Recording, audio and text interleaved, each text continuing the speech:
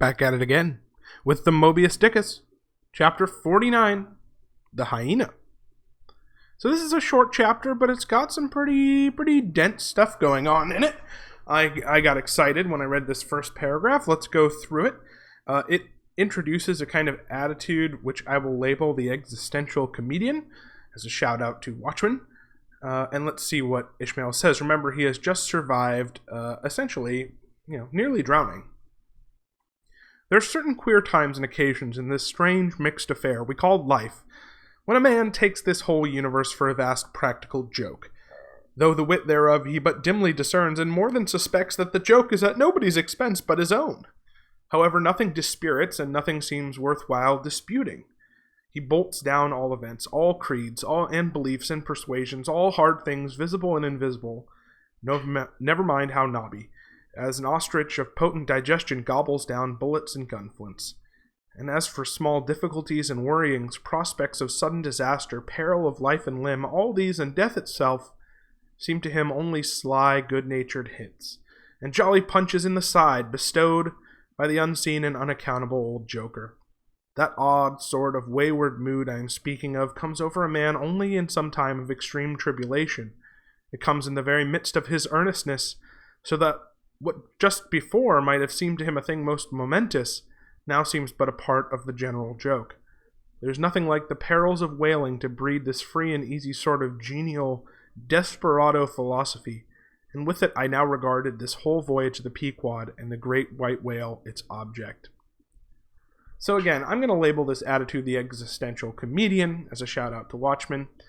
And the one thing I want to say about it is that I think Melville does a great job of identifying the common pattern in people who adopt this kind of acceptance of death or acceptance of suffering as a way to free themselves from the anxiety of intensely challenging experiences.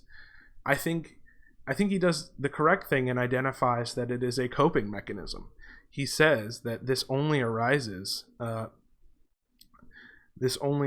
in time of extreme tribulation. And I've met plenty of people, and you will meet plenty of people, who have at various times, in order to explain the bad things that happen to them or the difficult things that happen to them, become convinced that life doesn't have any of that meaning that would explain those things, because the events that they observe seem to contradict those systems of meaning and belief.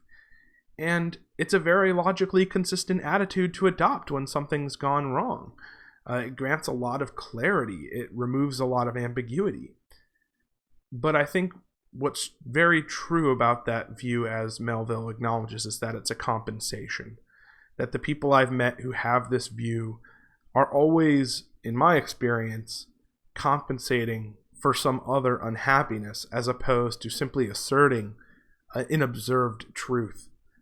I think generally my experience has been the more that those people work on that difficult tribulation or on finding ways to combat that tribulation, the less convinced they are of this kind of, either you can call it existential comedy or you can call it nihilism or defeatism.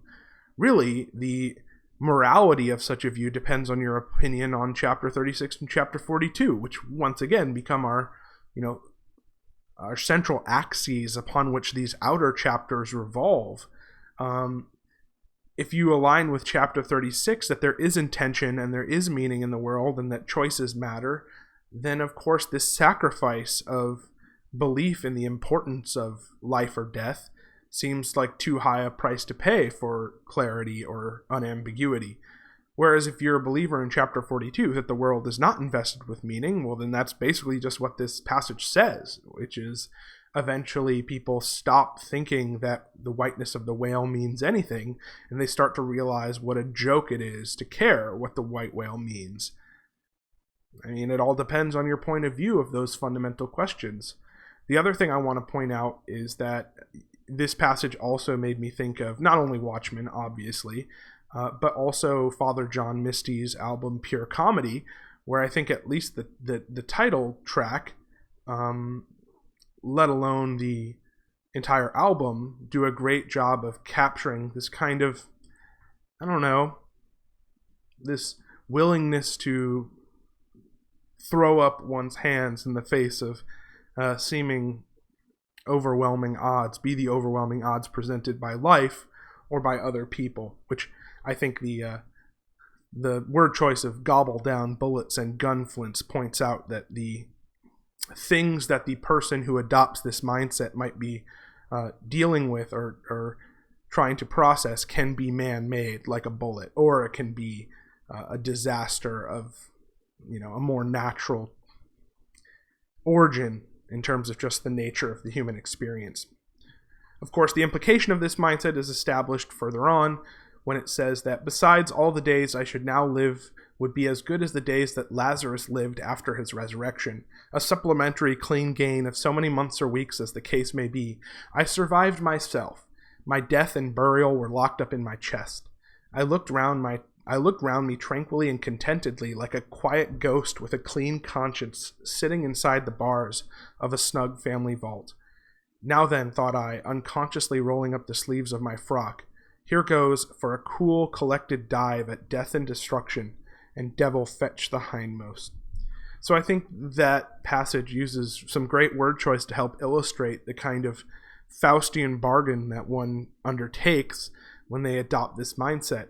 He has a clean conscience, he is tranquil and contented, but in some ways he is empty, he is like a ghost, because he is willing to dive at death and destruction. Though he is cool and collected, there's a kind of death drive, there's a kind of nihilism that is deeply embedded in this level of acceptance. Now, a committed Buddhist might disagree and say actually they've let go of these illusions which are causing them pain, that the world is full of meaning and importance. But I don't know. I struggle with this mindset as being a worthy asset to be gained at the price that it's offered at. And I think the chapter, it's Melville, so it's not going to be super straight up, but it is at least asking you to consider whether this mindset is a positive or a negative way to deal with the suffering of life. And as I've stated before, it is intrinsically tied to chapter 36 and chapter 42. Last thing I want to talk about is the title of the chapter, the hyena. I don't believe the word hyena is said in the chapter, so we really need to think to ourselves, why is the chapter titled that way? Obviously, what are the main figurative associations of hyenas? Viciousness, right? Capriciousness, almost a kind of, certainly violence, but also a kind of cruelty. Now, perhaps this ties into the existential comedy attitude if what Ishmael was responding to is his perceived understanding of the cruelty of life or the capriciousness of life. Therefore, life is the hyena and he's being hunted by it. Or perhaps it's not that life is vicious, but just wailing is vicious enough to do this. But of course, throughout the book, wailing is pretty tied as an analogy to like the experience of life. So the question is, what is the source of viciousness and how does one respond to viciousness? And this chapter explores both briefly but densely. All right, I will see you in chapter 50.